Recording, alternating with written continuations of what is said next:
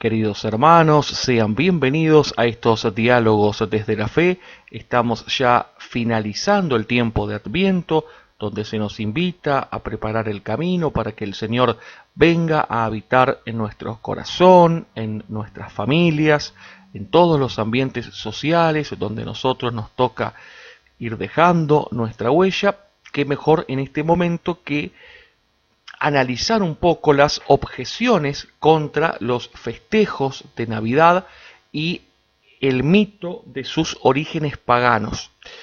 Hay una objeción, si se quiere, fundamental, cuyo postulado es que la Biblia no indica que nosotros debamos celebrar la Navidad. La cuestión es que esperar encontrar algún versículo que expresamente señale tienes que celebrar la Navidad, reunirte con tu familia el 24, compartir un almuerzo el 25 y que hasta nos indique qué alimentos son más saludables dependiendo de la región del planeta de la persona que está leyendo el pasaje, responde fundamentalmente a la imaginación de aquellos que no creen que se haya inventado la locomotora a vapor porque no aparece mencionado en la Biblia. Cuando se medita la palabra del Señor buscando el alimento espiritual que nos proporciona, en lugar de utilizarla como pretexto para fortalecer argumentos vagos con el objeto de atacar al que no piensa como nosotros, cuando entonces se medita auténticamente la palabra del Señor, nos encontramos con mandatos como el que Jesús da a los suyos en Marcos capítulo 16, versículo 15. Y les dijo, vayan por todo el mundo y anuncien la buena nueva a toda la creación. Comprobamos que hemos sido llamados a predicar la buena nueva, que es la venida al mundo de Cristo, nuestro Señor, para redimirnos del pecado. Esa buena noticia, que como se nos está señalando en el versículo que acabamos de compartir, debe ser enseñada a toda la creación, se inicia con el nacimiento del Mesías, y eso es lo que recordamos cada 25 de diciembre. Esta misión fue encomendada a la Iglesia, que es la única que en momentos donde el materialismo que rige la condición humana se eleva a su máxima expresión, porque lamentablemente esto es lo que ocurre en torno a Navidad en una sociedad descristianizada. La Iglesia es la única que proclama a los cuatro vientos, y a veces con todo el viento en contra, la alegría que representa para los hijos de Dios saber que ha nacido el Salvador.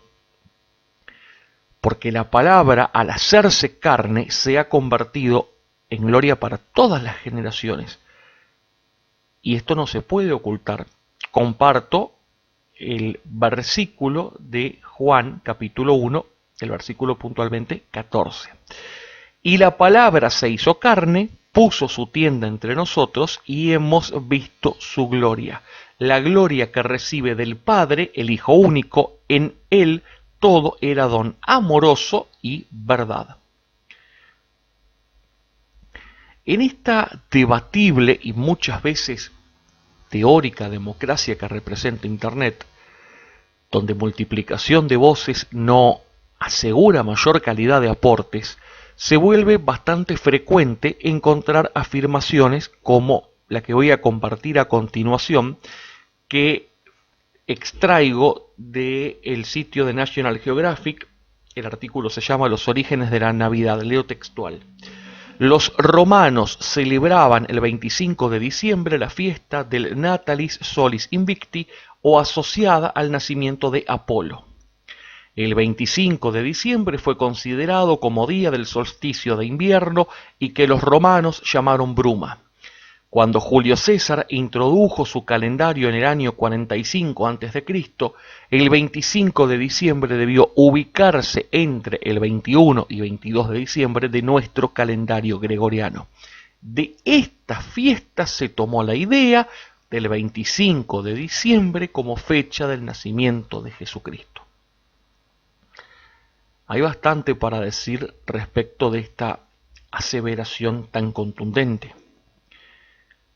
El festival pagano que se está mencionando, el Sol Invictus, fue instituido de forma oficial por el emperador Aureliano en el año 274, transformándose en el culto oficial del imperio. Contrariamente a lo que se presupone, se trataría de un intento pagano de generar una alternativa romana a una fecha que para ese tiempo debía gozar de bastante ascendencia entre los cristianos. La fecha no ofrecía ningún sentido religioso en el calendario festivo del paganismo antes de aquel momento, y el culto al sol tampoco tenía previamente un papel preponderante en Roma. Aureliano, quien gobernó desde el 270 hasta su asesinato en el año 275, no forma parte de los emperadores que persiguieron a los cristianos, pero ciertos cronistas de la antigüedad dejan entrever una cierta hostilidad de su parte hacia el cristianismo. Está documentado que este emperador promocionó el establecimiento del festival del nacimiento del Sol Invicto como una forma eficaz de unificar distintos cultos de la religión romana en torno a la conmemoración de un renacimiento anual del Sol.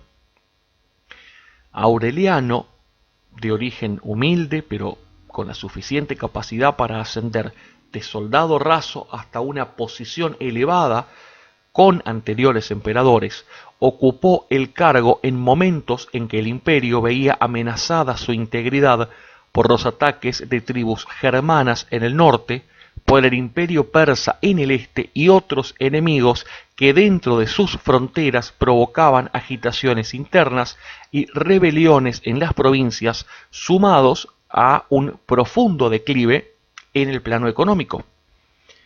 Era esperable que con semejante panorama uno de sus objetivos fuera buscar la forma de restaurar el orden.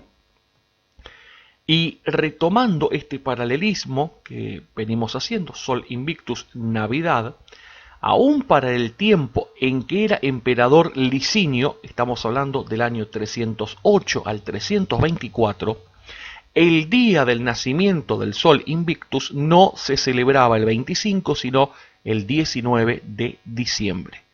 El primer manuscrito que testimonia el 25 como el elegido para la festividad pagana es el Cronógrafo, que data del año 354 y se trata de una colección de documentos de diversos temas que atañen a la vida romana. Todos estos hechos son posteriores al año 204, cuando Hipólito de Roma ya ubica el nacimiento de Cristo el 25 de diciembre, lo que da por tierra con la leyenda de que Navidad es una cristianización de una fiesta pagana anterior. Entonces, ¿dónde se origina el mito del origen pagano de la Navidad? Sin duda, la leyenda comienza a extenderse en el transcurso del siglo XVII. Para eso debemos introducir un nombre que es el de los puritanos ingleses. Se trata de una facción protestante que tuvo su apogeo en los siglos XVI y XVII, cuyo objetivo era purificar la Iglesia británica de prácticas católicas, buscando transformar al protestantismo inglés, vamos a decirlo así, en aún más protestante. Dentro de sus reglas estrictas, este grupo aborrecía las fiestas, siendo especial, visceral su odio por la Navidad, de la cual criticaban las celebraciones y la alegría de las ceremonias. Bajo el argumento de que la Biblia no especificaba la fecha del nacimiento de Cristo, los puritanos consideraban la festividad como un invento pecaminoso de la Iglesia Católica que debía ser abolido de forma inexorable. Tiempo más tarde, un teólogo y predicador protestante alemán, Paul Ernst Jablonski y otros autores intentaron probar con obras de escaso valor académico que detrás del 25 de diciembre se ocultaba una fiesta romana con tintes exclusivamente paganos.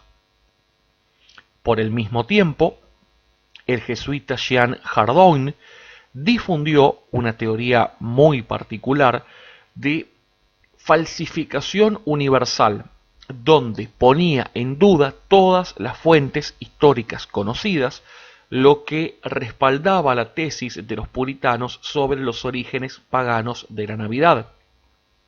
La investigación de Hardouin fue desacreditada por sus afirmaciones totalmente disparatadas, como por ejemplo que todos los concilios de la Iglesia Católica anteriores a Trento eran ficticios y que los textos clásicos de la cultura grecorromana antigua habían sido en realidad elaborados por monjes en los siglos XIII y XIV.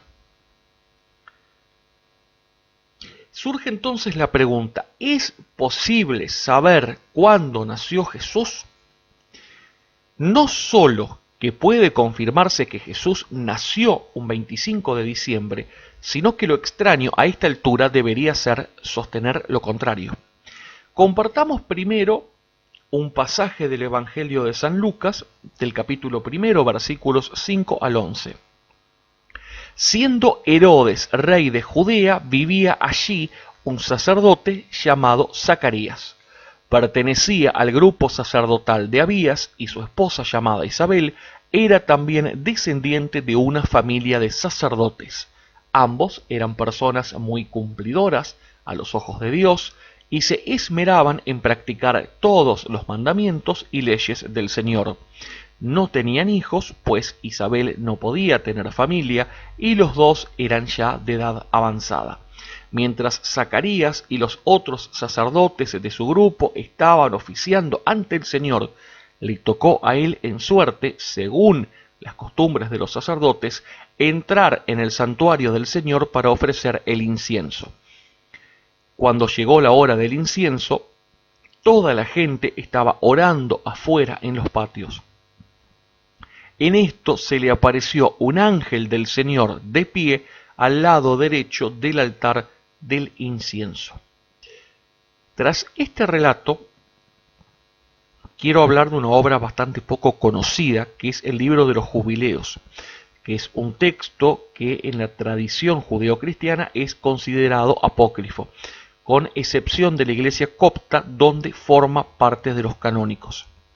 En sus páginas se ofrece una crónica de la historia del mundo desde la mirada hebrea, dividida en jubileos, es decir, en periodos de 49 años.